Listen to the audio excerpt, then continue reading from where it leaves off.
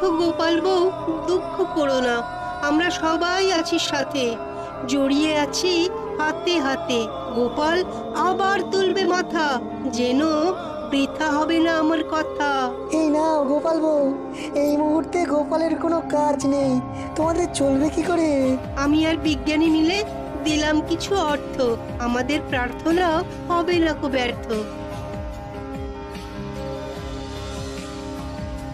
ও দুঃখু, আছো তো?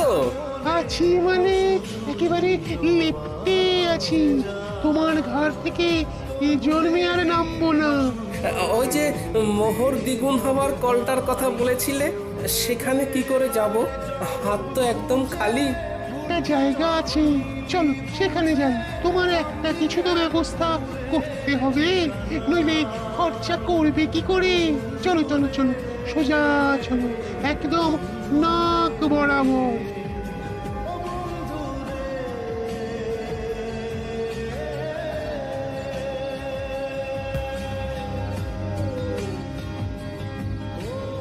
কি হলো?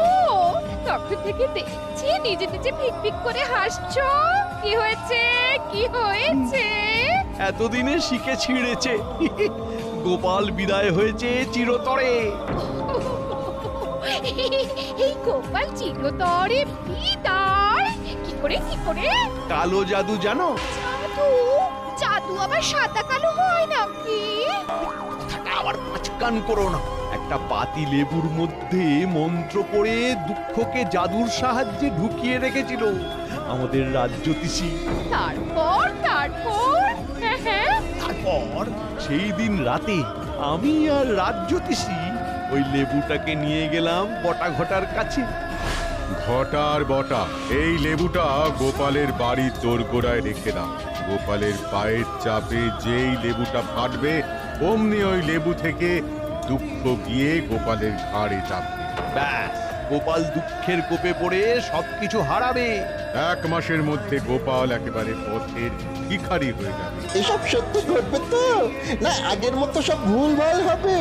আমার কালো জাদুবিদ্যাকে অবিশ্বাস করো না, কাজটা করেই দেখো না, মজা পাবে। রাজ কর্মচারী যদি হতে চাস তাহলে আমরা যেভাবে বলছি সেইভাবে কাজ কর। ঠিক আছে, দিন। এবার চলো, আজ রাতের মধ্যেই এটা করতে হবে। খুব ভালো সময়, আজকের পরে আবার 6 মাস পরে এই তিথি আসবে, সুতরাং বুঝতেই পারছো। পারছি। তাহলে এক্ষুনি চল, আমাদের চোখের সামনেই ঘটনাটা ঘটুক। চলুন তাহলে। তারপর তারপর হ্যাঁ, তারপর সেই অমাবস্যার রাতে আমরা 4 জন গোপালের বাড়ির কাছে এসে দাঁড়ালাম। ঠিক এই জায়গাটাতেই লেবুটা রাখো। হ্যাঁ, এখানে এখানে। সেটা না হয় রাখলাম। গোপাল দাদা না এলে তো হবে না। আরে আমরা এসেছি কি করতে?